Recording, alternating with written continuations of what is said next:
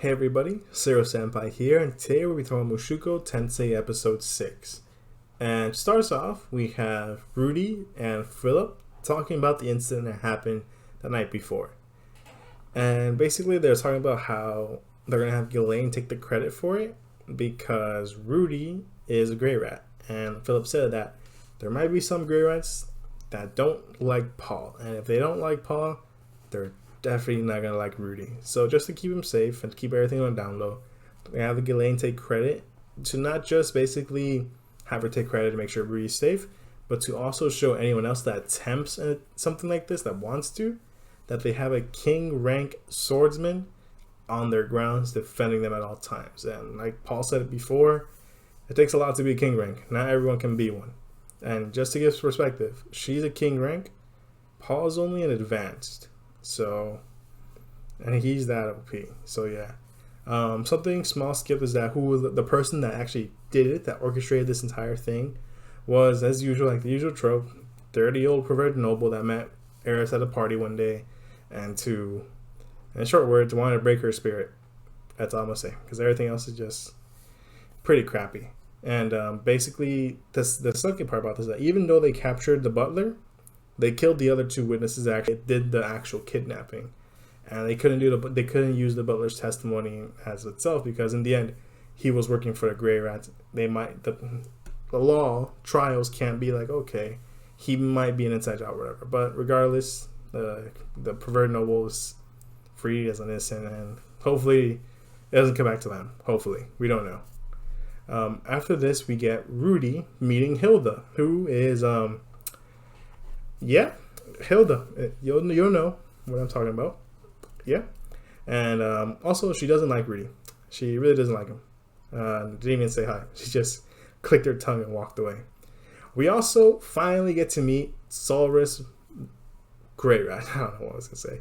We get to meet Solrus. Like I said last episode, the great uncle of Rudy, uncle of Paul. And as I said, he's very loud. He has a strong personality and a strong tone and everything. And we can also tell that he spoils the granddaughter. He spoils Eris Rod and everything. And especially the fact that he came to ask Rudy to use magic, and that he's I don't know if they call it tough love or abuse, but when he called Philip, get over here, and then the man kneeled, and he got. Keep in mind, he's sitting down, not standing up, sitting down, punches Philip in front of him across the room. Like, yeah, that would hurt a lot, in my honest opinion. But yeah, after that, we learn that they're also beast people, and that the Grey Rats are very fond of beast people. They have that kink, that beast people kink and everything. And also, we find this part was so funny to me.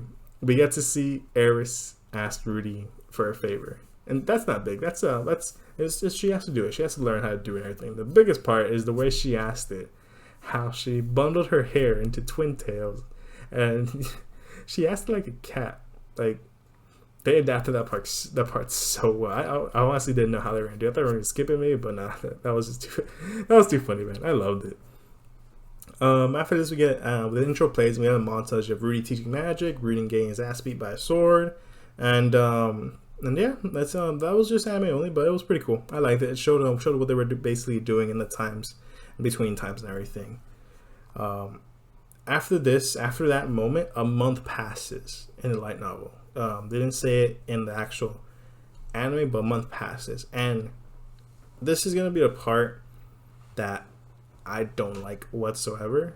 So basically, after Eris sets the room on fire and everything, she shows Rudy that she can set everything on fire, and she runs away, and Rudy finds her in the haystack.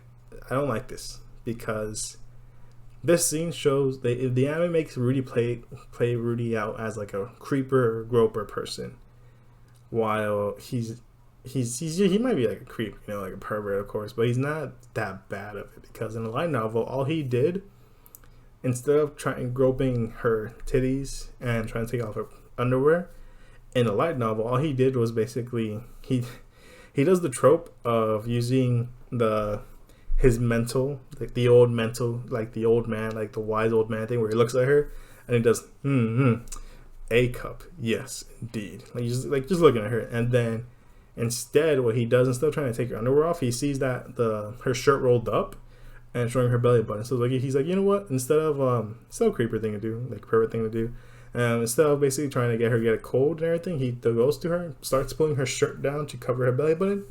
She wakes up and it falls like the anime where he gets his ass kicked. So yeah, that part stayed the same and everything. But yeah. Next scene, basically we see Rudy use Ghislaine to motivate Eris to learn all the other subjects besides magic, and it succeeded. However, it skipped quite a few details because even though she gave her story, it skipped everything else on like the difference between roles, the difference between it skipped basically the composition of the party she was in and what every person did.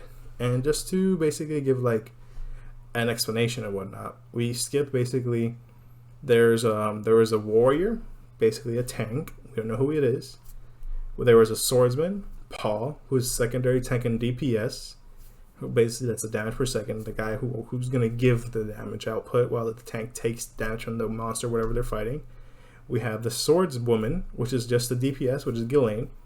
We have the magician, who we don't know. And we also have the priest, which was Zenith, the healer. They also had a thief, which is basically a person that does like odd jobs and everything. They're the ones that get the plans, that makes the maps, the back brain of the entire operation, you know? Not the brain of it, because he's not the leader. He's just the person that they send out to do everything that the others can't do. Rudy compares him more to like a treasure hunter or so. But yeah. After that, another thing they skipped is basically, let me see. It's just something small. Skip some parts about Rudy teaching Eris and everything. Why she has to learn division and everything. Ghislaine comes to the rescue saying that, you have to learn division because how else are you gonna know how to split the reward, and you're gonna need this for future references in case you go out on adventures and stuff. Let me see what else. And we also skip Rudy being proactive. Basically, after the end of each day, he goes and makes a plan out. He makes a plan on what to do every day for not just Rudy, for Eris and Ghislaine. He makes a worksheet, he prepares everything like a good teacher does and stuff. And yeah, and he also wants to pace himself so he doesn't run out of things to teach within the next 5 years. And because he doesn't teach doesn't mean he can stay. Like, he teaches everything within 2 years. He's not gonna keep him for 3 more years. That means he did his job ahead of time. And I suck for Rudy. And we get another Eris update. Her name is still Eris B. Greyrat, of course. Occupation, still the granddaughter. Personality, fierce, and doesn't mind listening to what people have to say, compared to last time where she doesn't always. Reading and writing, she can now write not just her names, but the names of her family members as well. And now arithmetic, she can now do subtraction. Subtraction skills are unreliable, but hey, she can do it. Magic, figures she'll try her best at it. Fencing, sword god style, beginner. Etiquette, can do a normal greeting, and people she likes, still her granddaughter and Ghislaine. After that, basically we have a half a year passing, so 6 months. And this is it picks up in the anime where Eris breaks, where she just goes berserk and chases Rudy around. After this part, I'm gonna talk about some things about the anime skipped, but after this, Rudy meets up with Eris' etiquette teacher, whose name is Edna, and this is when they go to discuss what her schedule is, and it's pretty busy compared to us who only had the school for 8 hours, because this is her schedule. She goes to breakfast, then to studying, then to lunch, then to studying, then to a snack, then to studying, then to dinner, then to free time. And knowing them in that world where Eris still has to wake up early in the morning, I'm pretty sure that free time isn't much after dinner. Pretty sure it's just maybe like an hour, maybe an hour and a half of just whatever she wants to do. But it's nighttime, she can't do much either. Then she goes to sleep, and that's the whole thing over again. So it makes sense that she would break. She barely has any free time whatsoever. And after reviewing this, talks about how three of the problems of Eris is where her stress is building up from the constant studying every day, and as I just said, it's a lot of studying, and especially with no breaks whatsoever. And this is referencing to that where she breaks in the anime and starts chasing Rudy around to beat the crap out of him. And this is not just dangerous for him, dangerous for her, because she just won't learn. She'll just be so stressed out that she won't be able to concentrate on her actual studies. And after discussing this with her, he tells Edna that they should give her a day off. Edna, of course, is scared because that might mean that her money might go down. But luckily for her, Rudy already talked to Philip, and her salary won't go down, and she'll be able to everyone there will be able to get a day off. And Rudy is happy, not just because Eris has a day off, but now that he has a day off, so he's free for a day and everything. And yeah, let me see what else. And also after this, they talk about how Rudy, they should meet up once a month. Edna, the etiquette teacher, and Rudy. Edna asks why, mainly because Rudy wants to make sure that they're teaching, that they can coincide with their teaching and everything, that they can make a proper lesson plan and not go. They might be different subjects, but just to keep in line, to make sure they're both paced together. And yeah. And after that, Rudy this goes into the scene of them going out. A small difference is that Rudy goes and tells Philip that he's going to go out. Eris catches him, and that's when the scene goes into the anime where she drags him out now to go shopping and everything. And let me see. And of course, we see him compliment Eris, and Eris, being Eris, hits him, just smacks him on the head like as if he's an idiot. I found that part really, really funny, honestly. Let me see what else. This is where, now that we're in the market portion of it, where Rudy is now comparing prices to learn about the market. He starts explaining to Eris about over there is 5 silver, over here is 5 copper, over here is 4 copper, and math and everything. And he also writes down the aphrodisiac and trying to see, just to make sure, save it for later. Never know you're going to need it. Never know. And like I said earlier, he's using the market as teaching moments to show Eris how everything is useful, not just at home where you're studying, but also in the outside world, and how this will help her in the long run, not just a short run where she's trying to get good grades and get praised. This will help her out a lot.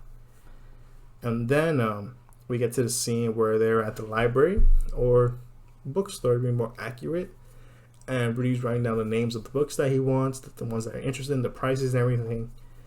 And that's when we see Eris offer to buy him from, and Rudy using another teaching moment how he can't have Eris being spoiled, so he tells her that she can't buy him anything because she doesn't have the money. Eris says, "What do you mean? Have Grandpa, he can buy it." But then Rudy explains it's not her money, that he only makes 2 silver, Ghislaine makes 2 gold, and how if you want to buy something with someone, you have to use your own money. It's still cute that Eris tried to be grateful, Rudy. It was her gratitude moment. And it's still cool that Rudy's you know what, we can talk to your father to see if we can get an allowance. She gets happy as hell and everything. And it moves on from there, and it goes to basically them looking at the sky, or Rudy, and being dumbstruck by the flying castle. And that's when he learns that it is the castle of Perugius. And at first, we heard earlier in the first 2 episodes when they're reading the storeroom, he thought it was just a folktale, just a story they tell, just like a regular old night story, make believe, so the kids can go to sleep. But turns out it really, really isn't whatsoever, and that some details basically they skip basically the building up who he is. Yeah, sure, he might be a cool story, but they skipped what he is. And honestly, he is he's a badass. This man basically, not just is he such an OP man or being, whatever he is also able to summon he's able to call forth the 12 most powerful familiars, which is basically, I'm gonna just say the names: Void, Dark, Bright, Surge, Life, Violent Earthquake, Time, Roaring Thunder, Destruction, Insight, Insanity, and Atonement. And like I said, these were the strongest familiars that could be summoned. So that just shows how strong it is to control all 12 of them at the same time. And he used all those to defeat Lapis. However, he couldn't defeat Lapis fully. He could only seal him away. I just go to show how strong Lapis is. But yeah, pretty cool lore moment, cool world building as to what he is and what he can do. And also how after this we get Rudy saying that he wants to go to that castle because, I mean, that's just romance. That's just a man's romance. Trying to go to a faraway world and then seeing, if you see a magic house, you're gonna want to go to a magic flying castle. It just seems so cool. That's how cool it is. You just can't resist. After this, let me see. After this, the episode ends off with the anime original. This part didn't happen. What doesn't matter. It's funny. It's funny as hell. Where Eris buys him the aphrodisiac, and then Rudy's like, "Okay, let me put this away, and I'll be right back, Eris. You keep learning. Here's your stuff. I'll be right back." And Eris like, "What's?" It's like, "Okay, but what is it?" You don't need to know. You're good. You keep learning math." And that's when he drops it. I find that he's so funny. She's so innocent at the same, even though she's fierce, she's innocent. She's like, "Okay." And it's like, "Ghislaine, catch it. Take a limit." It's just a funny moment. And yeah, light novel wise, after this scene ends where he learns about the castle, we get another update, and put up the screen as well like the others. And same thing, name Eris B. Grandmat, still the granddaughter. Personality now is a little violent. Does, instead of doesn't, does listen to what people have to say. Reading and writing, quite adept at reading. Arithmetic, can subtract higher numbers. Magic, studying the basics.